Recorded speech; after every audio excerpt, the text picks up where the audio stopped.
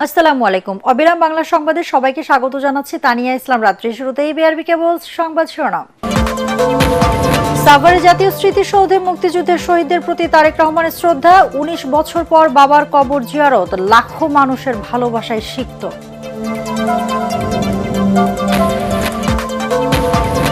শহীদ ওসমান হাদির খুনিদের অবিলম্বে গ্রেফতারের দাবিতে শাহবাগে ইনকলাব মঞ্চের সড়ক অবরোধ, বিক্ষোভ। ১ মাসের মধ্যে বিচার দাবি।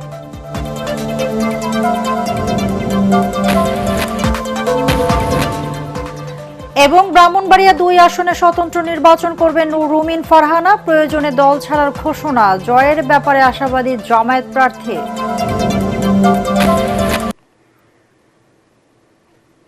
শুনছিলেন বিআরবি কেবল সংবাদ শিরোনাম, এবার বিস্তারিত। সাভারে জাতীয় স্মৃতিসৌধে মুক্তিযুদ্ধের বীর শহীদদের প্রতি শ্রদ্ধা জানালেন বিএনপির ভারপ্রাপ্ত চেয়ারম্যান তারেক রহমান। রাত 10টা 10 কেন্দ্রীয় নেতাদের সাথে নিয়ে ফুলেল শ্রদ্ধা জানান তিনি। বিকাল 4:45টার দিকে জিয়া উদ্যান থেকে রওনা দিয়ে রাত 10টার দিকে সাভার স্মৃতিসৌধে পৌঁছায় তারেক রহমানের গাড়ি বহর। আইন শৃঙ্খলা বাহিনীর কঠোর নিরাপত্তার মধ্য দিয়ে মহাসড়কের দুপাশের অপেক্ষায় থাকা নেতাকর্মীদের ভিড় ঠেলে তার গাড়ি বহর সাভারে পৌঁছাতে 5 ঘন্টারও বেশি সময় লাগে। পথে পথে নেতাকর্মী ও সাধারণ মানুষের শুভেচ্ছা ভালোবাসা নিয়ে ধীরে ধীরে এগিয়ে যায় তার গাড়ি। বুলেট প্রুফ বাসের ভেতর থেকে 2 হাত নাড়িয়ে সমর্থকদের ভালোবাসা ও শুভেচ্ছার জবাব দেন তিনি। এর আগে থেকেই তীব্র শীত উপেক্ষা করে হাজার হাজার মানুষ অপেক্ষা করেন জাতীয় স্মৃতিসৌধে। ঢাকা আরিচা মহাসড়কের নবীনগর বাস স্ট্যান্ড থেকে জাতীয় স্মৃতিসৌধের প্রধান ফটক পর্যন্ত নেতাকর্মী ও উৎসুক জনতার ঢল নামে। স্মৃতিসৌধে গিয়ে শ্রদ্ধা নিবেদন ও সাভারের মানুষের সাথে শুভেচ্ছা বিনিময় শেষে রাত 11:30টার দিকে গুলশানের বাসভবনে ফেরেন দলের ভবিষ্যৎ কাণ্ডারি তারেক রহমান। এর আগে বাবার শহীদ রাষ্ট্রপতি জিয়াউর রহমানের কবর জিয়ারত ও সমাধিতে ফুলেল শ্রদ্ধা জানান তারেক রহমান। বাবার কবরের পাশে দাঁড়িয়ে মহান আল্লাহর দরবারে 2 হাত তুলে কান্নায় ভেঙে পড়েন তিনি। এ সময় সেখানে এক আবেগঘন পরিবেশ তৈরি হয়।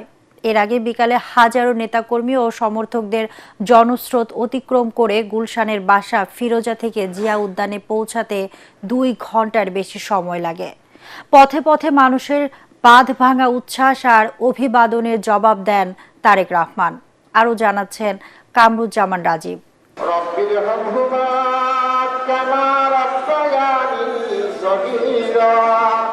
বাবার কবরের পাশে দাঁড়িয়ে ছেলে, ঘটনাটি স্বাভাবিক হলেও দীর্ঘ 1.5 যুগের বেশি সময় পর এখানে আসার অনুভূতিটা অনেকটাই ভিন্ন।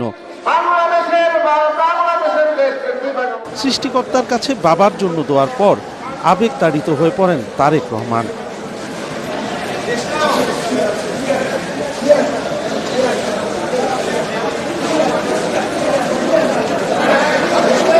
দীর্ঘ 19 বছর পর বাবার কবর জিয়ারতের মুহূর্তে সেখানে আবেগঘন পরিবেশের সৃষ্টি হয়। দলের সিনিয়র নেতাদের নিয়ে শ্রদ্ধা জানানোর পর একা দাঁড়িয়ে মোনাজাত করেন তিনি। এ সময় দলের মহাসচিব মির্জা ফখরুল ইসলাম আলমগীর বলেন, তারেক রহমানের হাত ধরে দেশ গণতান্ত্রিক অভিযাত্রায় এগিয়ে যাবে, তার রাজসিক প্রত্যাবর্তন সেই বার্তাই বহন করে। বাংলাদেশের রাজনৈতিক ইতিহাসে এই ধরনের রাজকীয় প্রত্যাবর্তন এবং জনগণের স্বতঃস্ফূর্ত সম্বর্ধনা খুব কম নেতার পক্ষেই পাওয়া সম্ভব হয়েছে। জনগণের উন্নয়নের জন্য, বাংলাদেশকে একটা সুদৃঢ় অবস্থানে নেওয়ার জন্য, একটি সুখী সমৃদ্ধ বাংলাদেশ নির্মাণ করার জন্য তিনি একটা পরিকল্পনা নিয়ে এসেছেন এবং সেই পরিকল্পনা তিনি ইনশাআল্লাহ জনগণের স্বতঃস্ফূর্ত সমর্থন নিয়ে তিনি বাস্তবায়িত করবেন। জনগণ আশা করছে যে ওনার মাধ্যমে বাংলাদেশে গণতন্ত্র পুনঃপ্রতিষ্ঠিত হবে। যেই সংকট, যে ষড়যন্ত্র তারেক রহমানের প্রত্যাবর্তনে সমস্ত কিছু কেটে যাবে, ধোঁয়াশা কেটে যাবে।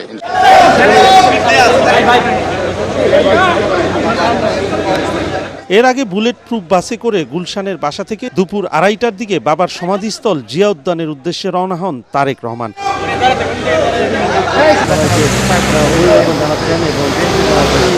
পথে নেতাকর্মী আর উৎসুক জনতার ঢল অতিক্রম করে 4:40 সেখানে পৌঁছান তিনি।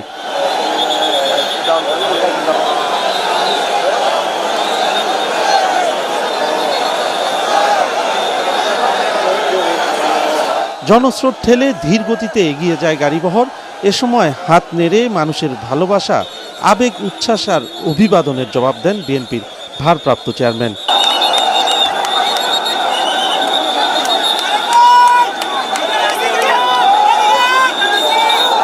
কামরুজ্জামান রাজীব, এটিএন বাংলা, ঢাকা। ৩০ দিনের মধ্যে ইনকলাব মঞ্চের মুখপাত্র শহীদ শরীফ ওসমান হাদী হত্যার বিচার দাবি করেছেন সংগঠনের নেতাকর্মীরা। জুমার নামাজের পর থেকে রাজধানীর শাহবাগ মোড় অবরোধ করে এই দাবি জানান তারা। এখন থেকে শাহবাগের নাম শহীদ ওসমান হাদী চত্বর ঘোষণা দিয়ে ইনকলাব মঞ্চের সদস্য সচিব আব্দুল্লাহ আল জাবের অন্তর্বর্তী সরকারের কাছে ইনসাফ চান। এ সময় তিনি অভিযোগ করেন, একটি স্বার্থান্বেষী মহল যারা দেশের সার্বভৌমত্ব রক্ষা করতে চায় তাদেরকে প্রশ্নবিদ্ধ করার ষড়যন্ত্রে লিপ্ত থাকে। অন্তর্বর্তী সরকারের সমালোচনা করে জাবের বলেন, অস্ত্রসহ গ্রেফতার হওয়া খুনিকে কোন উদ্দেশ্যে আদালত দ্রুত জামিন দেয় তা স্পষ্ট করতে হবে। হাদী হত্যার বিচার না হওয়া পর্যন্ত ইনকলাব মঞ্চের নেতাকর্মীরা শাহবাগ চত্বর ছাড়বে না বলেও জানান তিনি।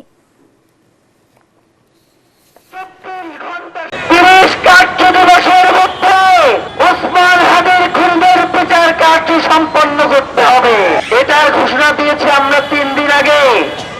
তার মানে আপনাদের কাছে সময় আছে আর 27 দিন। এই 27 দিনের মধ্যে ওসমান হাদীকে যারা খুন করেছে তাদের গ্রেফতার না, বিচার কার্য সম্পন্ন করতে হবে। কনকনে ঠান্ডায় বিপর্যস্ত উত্তরাঞ্চল সহ সারা দেশের জনজীবন। জামালপুরে ঘন কুয়াশা ও শীতের তীব্রতা বেড়েছে। দিনের বেলাও সড়ক মহাসড়কে হেডলাইট জ্বালিয়ে করছে যানবাহন চলাচল। প্রচন্ড ঠান্ডায় সবচেয়ে বেশি দুর্ভোগে রয়েছে খেটে খাওয়া মানুষ।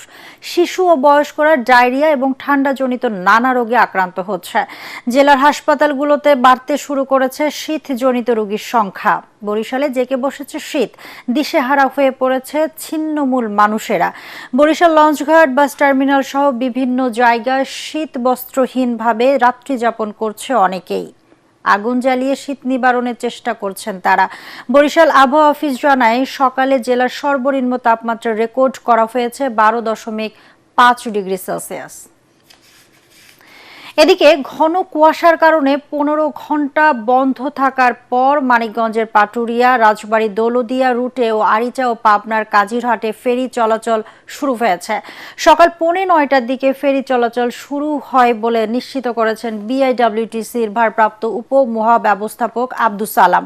এর আগে শুক্রবার সন্ধ্যা 7:15টার দিকে ঘন কুয়াশার কারণে পাটুরিয়া দৌলদিয়া রুটে এবং 8:15টার দিকে আরিচা কাজিরহাট নৌ রুটে ফেরি চলাচল বন্ধ করা হয়।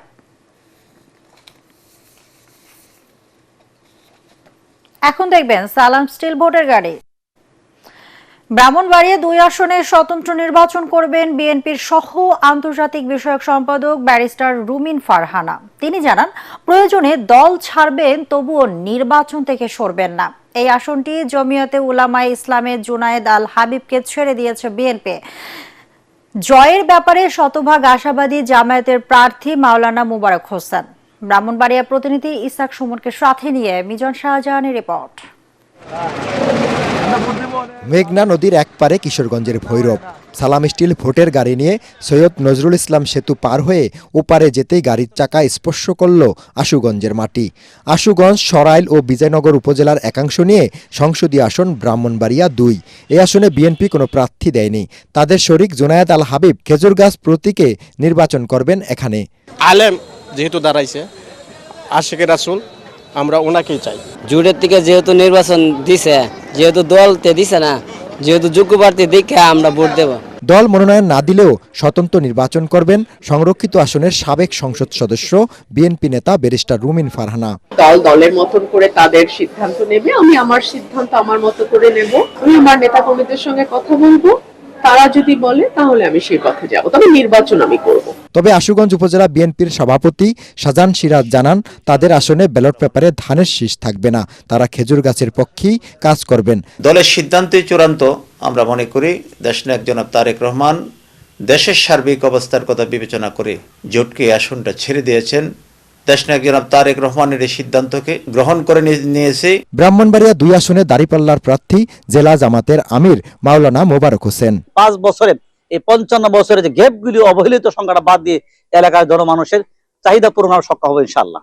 আশুগঞ্জে মেঘনা নদীর তীরে ধানের বিশাল পাইকারি বাজার। হাওড় অঞ্চলের এসব ধান 4 শতাধিক অটোমেটিক রাইস মিলে সিদ্ধ হয়ে 15 ঘন্টায় চালে রূপান্তরিত হচ্ছে। ব্রাহ্মণবাড়িয়া 2 আসনের সবচেয়ে গুরুত্বপূর্ণ উপজেলা বলা হয় আশুগঞ্জকে। এখানে 11টি বিদ্যুৎ কেন্দ্র রয়েছে একটি সার কারখানা, এছাড়া এটি একটি গুরুত্বপূর্ণ নদী বন্দর। এত কিছু থাকার পরেও ব্রাহ্মণবাড়িয়ার এই উপজেলাটি এখন পর্যন্ত পৌরসভায় উন্নীত হয়নি। তাই এখানকার ভোটাররা বলছেন আগামীতে যিনি সংসদ সদস্য হবেন তাকে প্রতিশ্রুতি দিতে হবে যেন আশুগঞ্জকে প্রথম শ্রেণীর পৌরসভায় উন্নীত করা হয়। মিজান শাহজাহান, এটিএন বাংলা, আশুগঞ্জ, ব্রাহ্মণবাড়িয়া।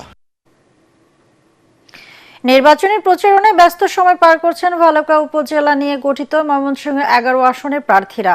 শিল্পাঞ্চল হিসেবে পরিচিত এই আসনের বড় সমস্যা যোগাযোগ ব্যবস্থা, মাদক ও চাঁদাবাজি। আওয়ামী লীগের ঘাঁটি হিসেবে পরিচিত এই আসনে জয় পেতে মরিয়া বিএনপি ও জামায়াত ইসলামের প্রার্থীরা। তাদের অঙ্গীকার, ক্ষমতায় আসলে নাগরিক সুবিধা নিশ্চিতের পাশাপাশি গড়ে তোলা হবে আধুনিক ভালুকা। তরিক ইসলামের রিপোর্ট। দেশের প্রথম মডেল থানা ও অন্যতম বেসিক শিল্পনগরী ভালুকা।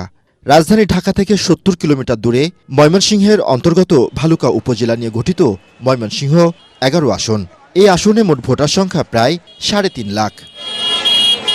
ভোটাররা বলছেন এখানকার অনুন্নত যোগাযোগ ব্যবস্থা, চাঁদাবাজি ও মাদক এবারের নির্বাচনে সমীকরণ হিসেবে কাজ করবে। আগে মানে অনেক মারামারি কাটাকাটি অনেক কিছুই হইতো, এইগুলো থেকে অনেকটাই বিরত আলহামদুলিল্লাহ। ক্ষমতায় যে ফেরস্তায় আসো, এর তো কোনো সরকারি ভাতা নাই, সরকারি তো কোনো বেতন নাই, ওরা দল ক্ষমতা দিয়ে তো চলে খাবো। যারাই ক্ষমতা আসুক না কেন, 1 নম্বর দুর্নীতি যেন জিরো টলারেন্সে যায়। পথে পথে দেখা মেলে প্রার্থীদের নির্বাচনী ব্যানার আর festoon.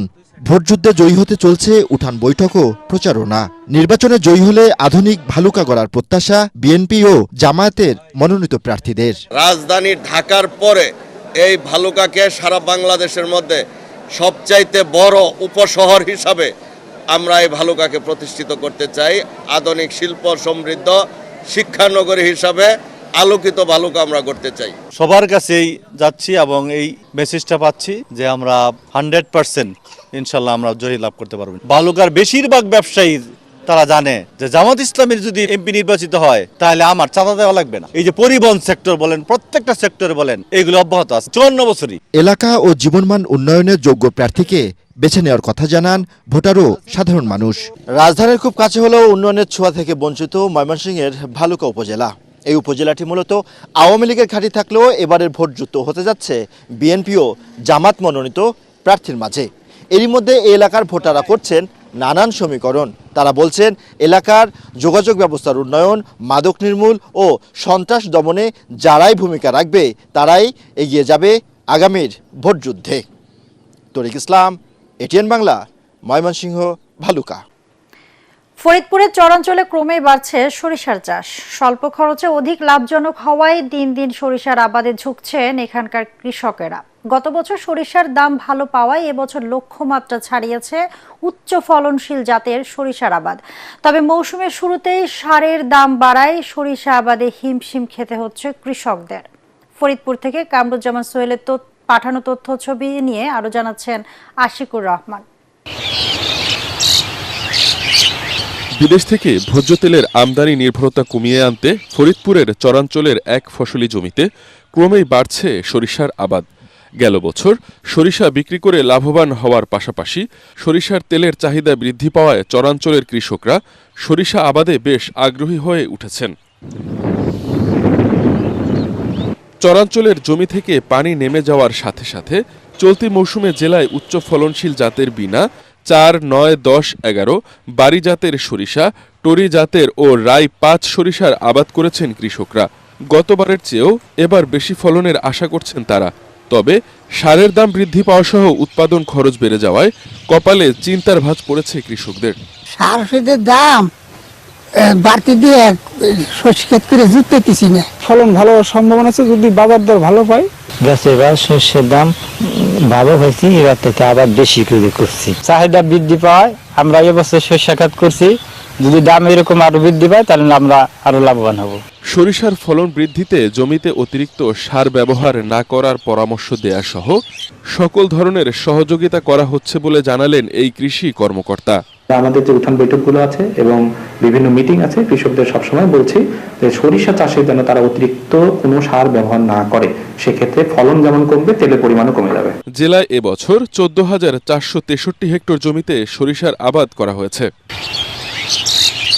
Bureau report, ATN Bangla. আবারও সালাম স্টিল ভোটের গাড়ির খবর। কুমিল্লা থেকে ভোটের হালচাল জানাচ্ছেন খায়রুল হাসান মানিক। জেলায় নির্বাচনী আমেজ শুরু হয়েছে, চারদিকে সাজ রব শুরু হয়েছে। ত্রয়োদশ সংসদীয় নির্বাচন উপলক্ষে মনোনয়নপত্র সংগ্রহের কাজ শুরু হয়েছে। জেলার 11টি আসনের বিভিন্ন প্রার্থীরা তাদের মনোনয়নপত্র সংগ্রহ করছেন। জামাত, বিএনপি, এনসিপি সহ অন্যান্য দল এবং স্বতন্ত্র প্রার্থীরা তাদের মনোনয়নপত্র সংগ্রহ করছেন। গত বৃহস্পতিবার পর্যন্ত জেলায় 104টি মনোনয়নপত্র সংগৃহীত হয়েছে এবং আগামী 2 দিন আরও সংগ্রহের সময় রয়েছে। শেষ দিকে বোঝা যাবে আসলে কতটা মনোনয়নপত্র সংগ্রহ করা হলো এবং কতটা জমা দেওয়া হলো। জেলা রিটার্নিং অফিসার জানিয়েছেন মনোনয়নপত্র সংগ্রহের সময় প্রত্যেক প্রার্থীকে একটি আচরণবিধি পুস্তিকা দেওয়া হয়েছে, যা তারা অনুসরণ করে নির্বাচন সম্পন্ন করবেন। জেলা রিটার্নিং অফিসার মোহাম্মদ রাজা হোসেন জানিয়েছেন জেলার নির্বাচনের সময় আইনশৃঙ্খলা রক্ষার জন্য 17টি উপজেলায় 33 জন নির্বাহী ম্যাজিস্ট্রেট নিয়োগ দেওয়া হয়েছে, যারা মাঠে কাজ করবেন। মনোনয়নপত্র জমা এবং প্রতীক বরাদ্দ না হলেও সম্ভাব্য প্রার্থীরা নিজের পক্ষে ভোট সংগ্রহের জন্য মানুষের দ্বারে দ্বারে যাচ্ছেন এবং চেষ্টা করছেন তার পক্ষে ভোটারদের মত আনার জন্য। ভোটের গাড়ি নিয়ে জামালপুরের নির্বাচনী হালচাল জানাচ্ছেন প্রতিনিধি লুৎফর রহমান। জামালপুরের 5টি সংসদীয় আসনে অর্ধ শতাধিক মনোনয়নপত্র সংগ্রহ করেছে বিএনপি, জামাত, জাতীয় পার্টি, ইসলামী আন্দোলন বাংলাদেশ, এনসিপি, গণ অধিকার পরিষদ, এবি পার্টি, জাসদ রব, বাংলাদেশের কমিউনিস্ট পার্টি সহ বিভিন্ন রাজনৈতিক দল সমর্থিত প্রার্থীরা। জেলার 5টি সংসদীয় আসনের মধ্যে এবার সবচেয়ে আলোচিত জামালপুর 3 আসন। আলোচিত এই আসনে এখন পর্যন্ত 1 ডজনের বেশি প্রার্থী মনোনয়নপত্র সংগ্রহ করেছেন। বিএনপির প্রার্থী কেন্দ্রীয় বিএনপির সহ জলবায়ু বিষয়ক সম্পাদক মোস্তাফিজুর রহমান বাবুলকে ঠেকাতে স্বতন্ত্র প্রার্থী হয়েছেন মাদারগঞ্জ উপজেলা বিএনপির সাবেক সভাপতি ফাইজুল ইসলাম লাঞ্জু। সন্ত্রাস, চাঁদাবাজ, মাদকমুক্ত মডেল জামালপুর করতে পারবেন এমন প্রার্থীদের নির্বাচিত করতে চান এই জেলার সাধারণ ভোটাররা। সালাম স্টিল ভোটের গাড়ি নিয়ে আমার কাছে এই ছিল জামালপুরের নির্বাচনী হালচালের সর্বশেষ। এবারে সন্ধানী লাইফ ইন্স্যুরেন্স আন্তর্জাতিক সংবাদ।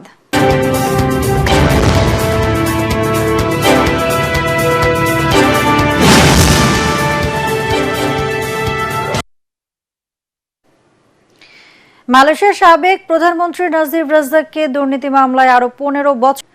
লাখো মুসল্লির আমিন আমিন ধ্বনিতে আখেরি মোনাজাতের মধ্য দিয়ে শেষ হলো দাওয়াতে ইসলামীর 3 দিনের ইজতেমা। শেষ দিনে জুমার নামাজ শেষে মুসল্লিরা আল্লাহর দরবারে 2 হাত তুলে কান্নায় ভেঙে পড়েন।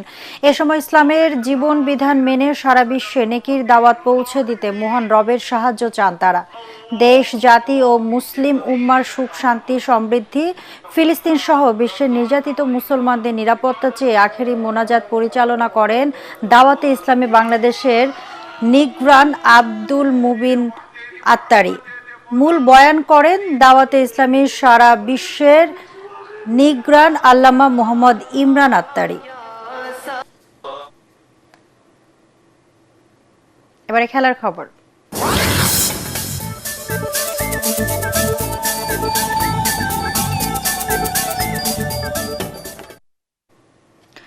স্বপ্নের শুরুটা রঙিন হলো না নোয়াখালী এক্সপ্রেসের। বিপিএল এর 12তম আসরে প্রথমবারের মতো অংশ নেওয়া দলটিকে 65 রানে হারিয়ে জয় দিয়ে এবারে টুর্নামেন্ট শুরু করলো চট্টগ্রাম রয়্যালস। সিলেট আন্তর্জাতিক স্টেডিয়ামে উদ্বোধনী দিনে দ্বিতীয় ম্যাচে টস জিতে ব্যাটিংয়ে নেমে ম্যাচ সেরা মির্জা বেগের 50-তে 6 উইকেটে 174 রান তোলে চট্টগ্রাম রয়্যালস। দলের পক্ষে সর্বোচ্চ 80 রান করেন মির্জা। 26 রান আসে মাহাদি হাসানের ব্যাট থেকে। জবাবে দলের 54 রান 4 উইকেট হারিয়ে বিপর্যয়ে পড়ে নোয়াখালী এক্সপ্রেস। সেই বিপর্যয় আর তারা কাটাতে পারেনি। চট্টগ্রামের বোলিং দাপটে মাত্র 109 রানে অল আউট হয় বিপিএল এর নবাগত দলটি। শেষ করার আগে বিআরবি কেবল সংবাদ শিরোনাম আরেকবার। সাভারে জাতীয় স্মৃতিসৌধে মুক্তিযুদ্ধের শহীদদের প্রতি তারেক রহমানের শ্রদ্ধা। 19 বছর পর বাবার কবর জিয়ারত, লাখো মানুষের ভালোবাসায় সিক্ত। শহীদ ওসমান হাদির খুনিদের অবিলম্বে গ্রেফতারের দাবিতে শাহবাগে ইনকলাব মঞ্চের সড়ক অবরোধ, বিক্ষোভ। 1 মাসের মধ্যে বিচার দাবি।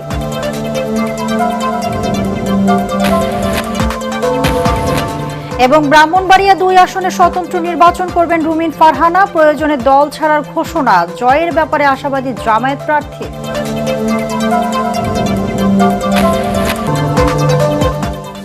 দর্শক, পরবর্তী সংবাদ দেখার আমন্ত্রণ জানিয়ে এখনকার মতো শেষ করছি। এটিএন বাংলা সংবাদ ইউটিউবে দেখতে ব্রাউজ করুন youtube/ATN বাংলা নিউজ। ধন্যবাদ সবাইকে।